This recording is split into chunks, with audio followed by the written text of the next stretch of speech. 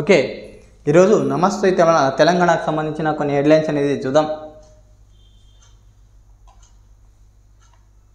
ఇక అసైన్ భూంపట్ నిబంధనలకు పాతరేసి assign ceiling భూములకు ఎసరు, ఫోర్త్ సిటీ ఫ్యూచర్ ట్రెండింగ్ అన్నట్టు ఒక హెడ్లైన్స్ అనేది చూస్తాం. ఇక అలైన్మెంట్ మారిస్తే ఒప్పుకోం, RRR సౌత్ అలైన్మెంట్ మార్పు, రైతులు రోడెక్కారు. ప్రభుత్వ నిర్ణయంలో 200 ఎకరాలు పట్ట భూములు కోల్పోయామని ఆందోళన వ్యక్తం చేశారు. మంగళవారం వికారాబాద్ జిల్లా నవాబ్పేట రైతులు కలెక్టరేట్ తరలి వచ్చారు. ఇక అలైన్మెంట్ మార్పులు ఉపసంహరించకపోతే ఉద్యమాన్ని ఉధృతం చేస్తామని హెచ్చరించారు రైతులు.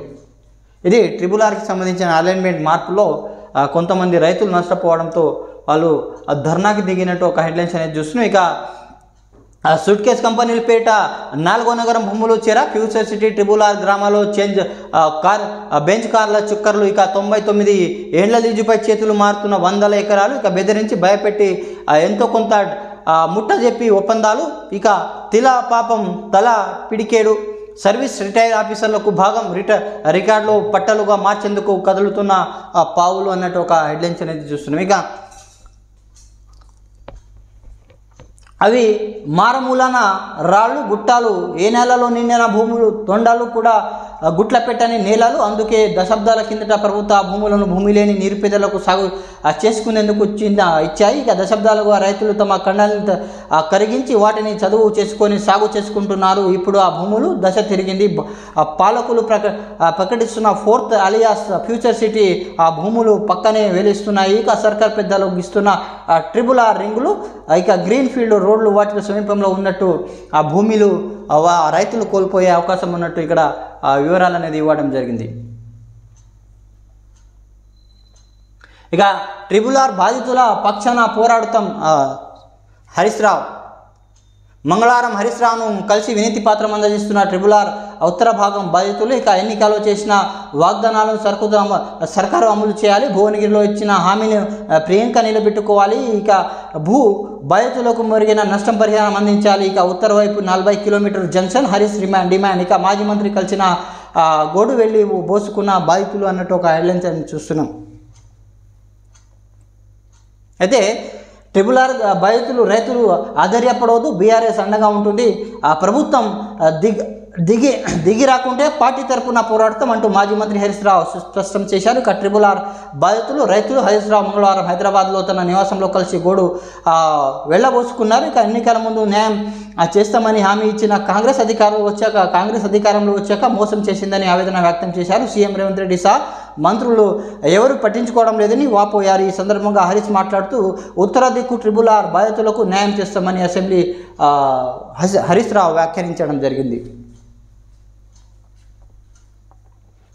ఇక ఓట్లు వేయలేదని కూల్చివేతాలు, నిరుపేదలపై కాంగ్రెస్ సర్కారు ప్రతాపం, తిరుపతి రెడ్డి ఇచ్చినట్టు గరీబోళ్లకు టైం ఇవ్వాలి, దమ్ముంటే మీ చేతిలో ఫామ్ హౌస్లకు కూల్చండి. ఇక అనుమతులు ఇచ్చిన అధికారులపై చర్యలు తీసుకోండి, పేదలకు బీఆర్ఎస్ పార్టీ అండగా నిలబడుతుంది. ఇక రేవంత్ రెడ్డి కుటుంబ రాష్ట్రానికి పంచుకున్నది, బీఆర్ఎస్ కన్స్ట్రక్షన్ చేస్తే రేవంత్ రెడ్డిది డిస్ట్రక్షన్. ఇక మాదాపూర్ తిరుపతి రెడ్డి కమిషన్ల దుకాణం.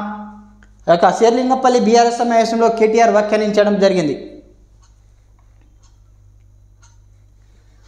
ఇక హైడ్రా పేరుతో పేదల బతుకులు రోడ్డున పాటిస్తున్నారని, పేదల గూడు కూల్చుతున్నారని బీఆర్ఎస్ వర్కింగ్ ప్రెసిడెంట్ కేటీఆర్ ఆవేదన వ్యక్తం చేశారు. గరీబోళ్లకు ఒక న్యాయం సీఎం అన్న తిరుపతి రెడ్డికి మరో న్యాయం అని ప్రశ్నించారు. పేదలకు ఇళ్ళు కూల్చేస్తామంటే బీఆర్ఎస్ ఊరుకోదని తెలంగాణ భవన్లో నిర్వహించిన శేర్లింగంపల్లి పార్టీ కార్యకర్తల సంఘం సమావేశంలో కేటీఆర్ మాట్లాడారు. సీఎం రేవంత్ రెడ్డి ప్రభుత్వ రాష్ట్రాన్ని పంచుకొని దోచుకుంటున్నారని ఆరోపించారు. ఇక మాదాపూర్లో తిరుపతి రెడ్డి దుకాణం తెరిచాడని గతంలో శేర్లింగంపల్లి ఎమ్మెల్యే అన్నారని గుర్తు చేశారు. హైదరాబాద్లో కాంగ్రెస్ ఒక్క సీటు కూడా ఇవ్వలేదని ఆటో డ్రైవర్, బస్తీ వాసులు, పేదలపై సీఎం పగపట్టారని విమర్శించారు కేటీఆర్.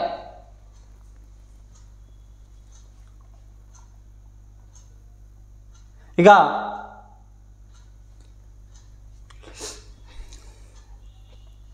రాజ్యసభ సభ్యత్వానికి కృష్ణయ్య రాజీనామా. ఇక గ్రామస్థాయి నుంచి బీసీ ఉద్యమం నిర్మిస్తాం, ఇక సమగ్ర కులగణనకు చట్టబద్ధతమే లక్ష్యంగా కృష్ణయ్య వ్యాఖ్యానించడం జరిగింది. ఈయన వైఎస్ఆర్సీపీ నుంచి రాజ్యసభ సభ్యత్వం అని రాజీనామా చేయడం జరిగింది. ఇక డిఎస్సి 2008 అభ్యర్థులకు తిబి కబరు. 2367 మందికి కాంట్రాక్ట్ ఉద్యోగులు, 27 నుంచి సర్టిఫికేట్ వెరిఫికేషన్, ఉమ్మడి జిల్లాలో పోస్టింగ్, విద్యాశాఖ ఉత్తర్వులు జారీ అన్నట్టు ఒక హెడ్లైన్స్ అనేది చూస్తున్నాం. మెగాపై దగ, ప్రైవేటు కోసం సర్కారు డైరీను బలిపెట్టే చర్యలు, పొరుగు రాష్ట్రంలో పెద్దల కోసం తెరు వెనుక పావులు. ఇక నిర్వీర్యం దిశగా 8 లక్షల లీటర్ల ప్రాసెసింగ్ యూనిట్. ఇక నిర్వహణలో గాలికి కనీస సమీక్ష లేని ప్రభుత్వం, మెగా డైరీ 9 నెలల్లో నో మెయింటెనెన్స్ అంటూ ఒక హెడ్లైన్స్ అనేది చూస్తున్నాం.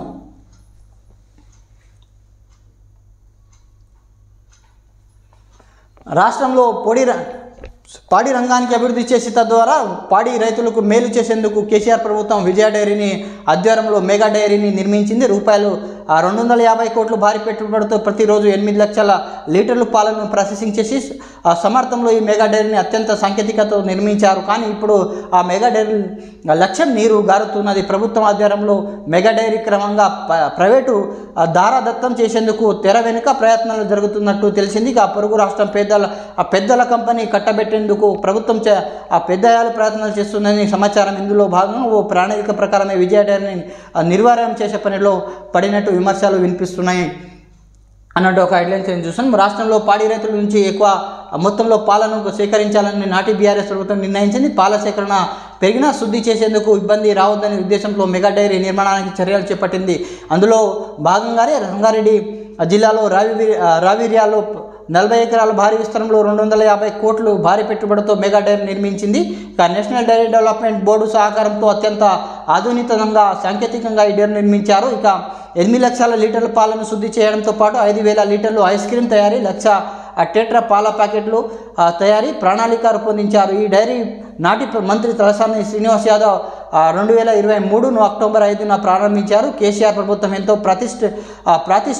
ప్రతిష్టాత్మకంగా విజయ మెగా డైరీ నిర్మిస్తే కాంగ్రెస్ ప్రభుత్వం మాత్రం నిర్లక్ష్యం చేసేందుకు విమర్శలు వ్యక్తమవుతున్నాయి. మెగా డైరీ నిర్వహణకు ప్రభుత్వం నుంచి కనీస సహకారం కరువైనట్టు సంస్థ అధికారులు వ్యక్తం చేస్తున్నారు. ఏడాది కిందట ప్రారంభించిన మెగా డైరీ ఇప్పటికే పూర్తిస్థాయి పాల శుద్ధి ప్రారంభించకపోవడం గమనీయం. కాంగ్రెస్ ప్రభుత్వం ఏర్పడిన 9 నెలలు పూర్తి అయినప్పటికీ మెగా డైరీ నిర్వహణపై ఆరా తీసుకుపోవడం దారుణం అన్నట్టు ఒక హెడ్లైన్స్ అనేది చూస్తున్నాం.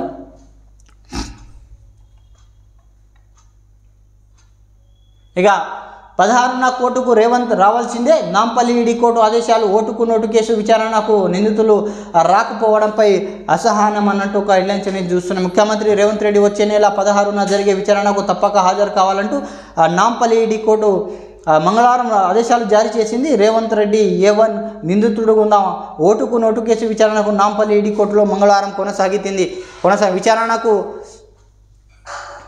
విచారణకు మత్తయ్య మీనా మిగతా నిందితులు రేవంత్ రెడ్డి, ఉదయ్ సింహ, కృష్ణ కీర్తిన్, సండ్ర, వెంకట వీరయ్య, సెబాస్టియన్ హాజరు కాలేదని విషయాన్ని సీరియస్గా తీసుకున్నట్టు కోర్టు ఆగ్రహం వ్యక్తం చేసింది. ఇక నిందితులు ప్రతి వాయిదాకు హాజరు కావడం లేదని ఇదేం పద్ధతి అంటూ జడ్జి అసంతృప్తి వ్యక్తం చేశారు. ఈ విచారణకు ఎందుకు హాజరు కావడం లేదని ప్రశ్నించారు.